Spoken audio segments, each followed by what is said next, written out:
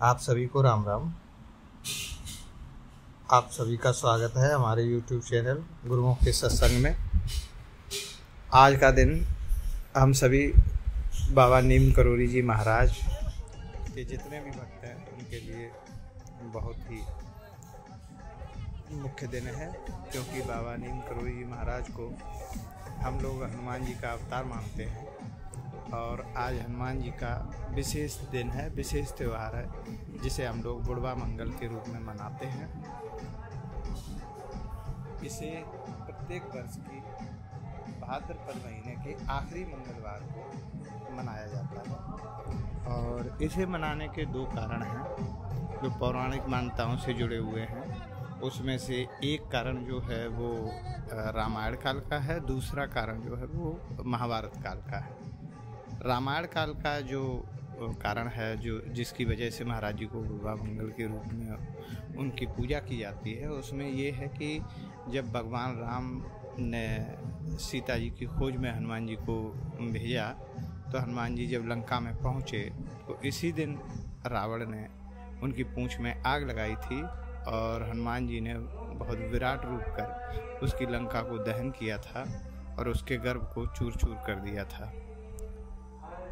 दूसरा जो कारण है, जो मान्यता है, वो मान्यता महाभारत काल से जुड़ी हुई है।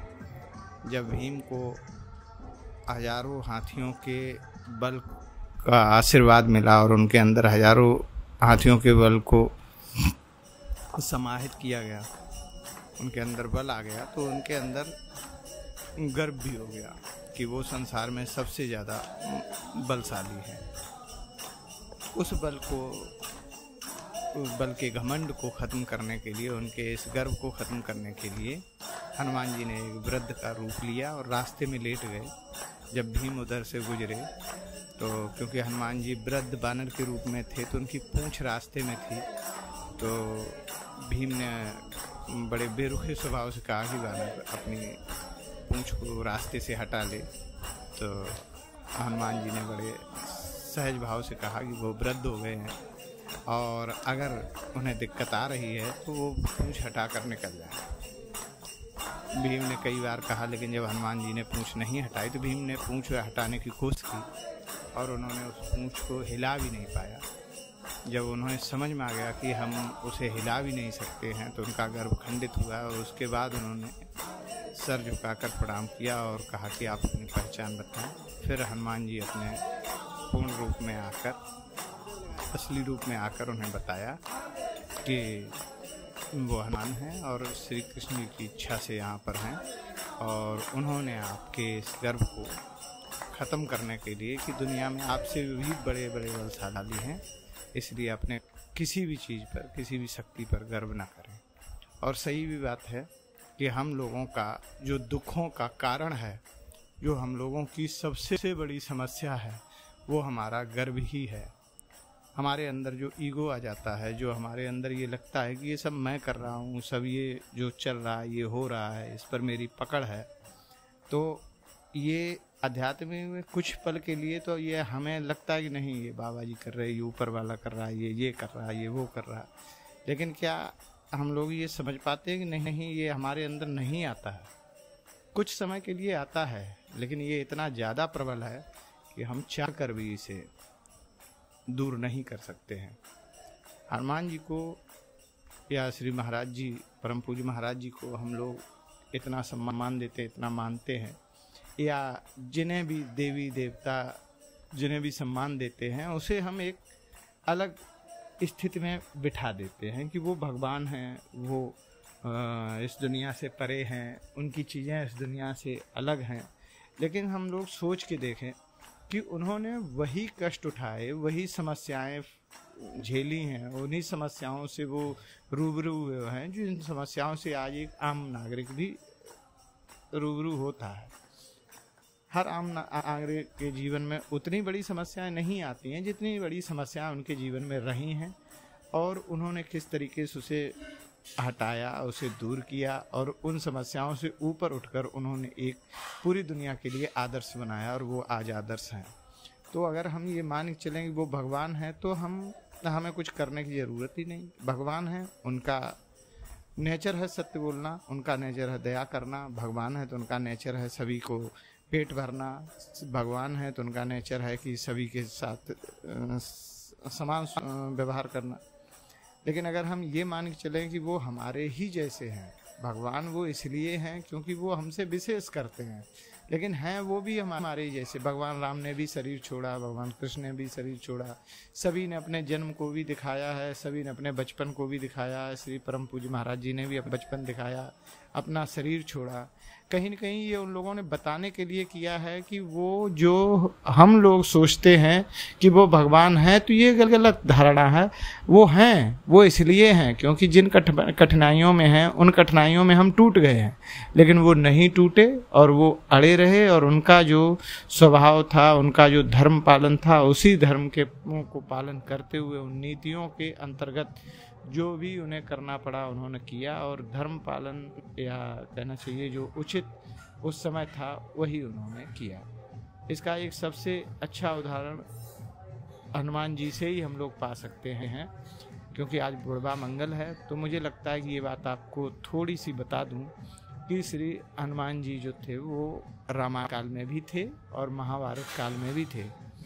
रामायण काल में जब हनुमान जी बाली के और सुग्रीव के पास थे, तो बाली की पत्नी को सुग्रीव की पत्नी को बाली ले गया था। बाली के घर में उनकी पत्नी थी और सुग्रीव घर छोड़कर बाहर थे, वो अकेले जंगल में रहते थे।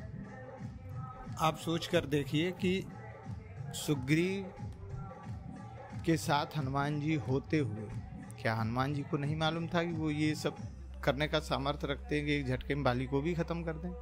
हनुमान जी बिल्कुल खत्म कर सकते थे। जब वो सूर्य को मुख में रख सकते हैं, रावण का घमंड चूर कर सकते हैं, तो वो किसी को भी जिसे चाहे वो सर्व सक्षम है। सीता जी के पास गए तो एक लिमिट थी कि सिर्फ संदेश लाना है, तो वो सिर्फ संदेश लाए, इसके अलावा उन्होंने कुछ नहीं किया। लेकिन जब उनसे कहा जड़ी बूटी लानी है, तो वो पहाड़ उठा कर लाए। तो वहां पर लिमिट नहीं थी, क्योंकि वहां पर जड़ी बूटी लानी है। यहाँ पर लिमिट है कि सिर्फ सीता जी का संदेश लाना है, बाकी आप लंका में क्या कर रहे हैं इससे कोई मतलब नहीं। तो जहाँ पर हनुमान जी इतने महान होते हुए भी उन्होंने कितनी लिमिट्स, कितने नियम और कितना धैर्य, कितने धर्म और संयम के साथ अपना जीवन जिया, ये आप अंदाज़ा लगा लीजिए कि वो जिस जगह पर चाहते तो महाभारत में भी वो कूद सकते थे, युद्ध में कूद सकते थे, किसी का भी साथ दे सकते थे। लेकिन उन्होंने सिर्फ अर्जुन के रथ पर ध्वजा पर ही बैठकर पूरे रथ को संभाला, पूरे युद्ध को देखा। रामचंद्र जी के साथ होते हुए भी वो चाहते तो सर्व सक्षम थे, लेकिन जितनी आज्ञा हुई उतना ही पालन किया।